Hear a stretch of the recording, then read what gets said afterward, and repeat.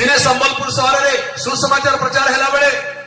मंत्र उच्चारण कर मंत्र भितर जीशु कथा प्रचार करुली आउ संबलपुर सहर लक्ष्मी टकीज पाखे मुंडा बाप्टिस्ट चर्च प्रांगण में प्रचार होता से रास्तार जाऊा लोक सब अटकी अटकी शुणुंट रास्तार ट्राफिक जाम हो गला सामने महिला थाना अच्छी पुलिस वाला आसिक समस्त चलो चलो चलो रास्ता जाम करो नहीं तारी भितर जड़े वयस्क लोक 65 इयर्स ओल्ड जड़े व्यक्ति सीनियर सिटीजन ब्राह्मण लोक तांकर नाम कृष्ण चंद्र आचार्य से गोटे स्कूटी रे जाउथे सी भी अटकी कान इे बाजी जाइए कथा शुणले अरे आज कौन है आज गिरजाघर भितर केमती मंत्र पढ़ा होची कथा कौन एटा कौन कहते मन भितर कौतूहल आसला ब्राह्मण लोक हेले पुलिस वाला तोड़ी देवार बाध्य गले किंतु मन भितर कौतूहल थिला ता परवर्ती 2-3 दिन पर जड़े ख्रीस्टियन बंधु अच्छा आशापाली पचारे हई हो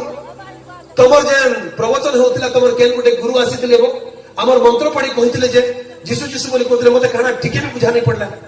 तुम से बाबा केने रहसन मुझे मिसवा लगी चाहूँ भेट घाट कर दिए बोली कहले से कहले केन बाबार कथा कहूँ मैं फलाना तारीख में आसते तुम हमको जगह नहीं ओ सी तो आमर किशोर भाई राजपुर रहसन आमर मिका आसन जे हो आरथर आसला बेलू मत डाकीदेव कहले आउ थे बाइबल अध्ययन थी मुझे जाइली से महाशय आश्चर्य पछरे बस बाइबल अध्ययन सरला सरला पाखक आसले कहले आगे आपण संगे अधघंटा कथा हबार अच्छी कहले मुझे हो आसतु बसला कथा हवा 2 जन बसिक कथा हेलु कथबार्ता हो कथा चली चली अधघंटा बीतीगला घंटाटे बीतीगला 2 घंटा बीतीगला 3 घंटा बीतीगला तापर से कांथ घंटा गनेला बेलू बोले आज्ञा एते समय हो गला कथा सरला बेलू से हाथ जोड़ी दी आखिरे लुह छल छल रोम सब टांकुरी उठी हाथ जोड़ी देकर कहते आज्ञा आज जानी जीशु ख्रीस्ट सत्य परमेश्वर जीशु ख्रीस्ट सत्य उद्धार करता बोला यीशु मसीह की हालेलुया हालेलुया से कहले आज्ञा आज मते साक्षात प्रभु जीशु कथा कहला पर लगिला मु आपन हाथ जोड़ी के निवेदन करछि आज्ञा मोर परिवार अछंती मोर स्त्री आ दुई छी अछंती आपन दया के तांको आगे में कथा कहि दियंतु बोल कहले बोला ठीक अच्छे नहीं आसन कही देवी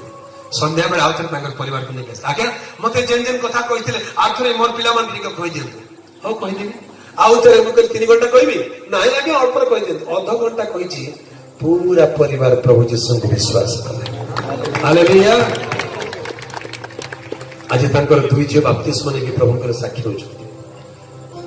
से परिवार प्रभु को आज बंचुंट से कहते जगत आमको छाड़े छाड़देव ये जगत चिरस्थायी नुहे आत्मा चिरस्थायी अटे आम ईश्वर सत्यता को जानिलु अनंत जीवन परित्राण पाइलु आमे छाड़ू ना हालेलुया।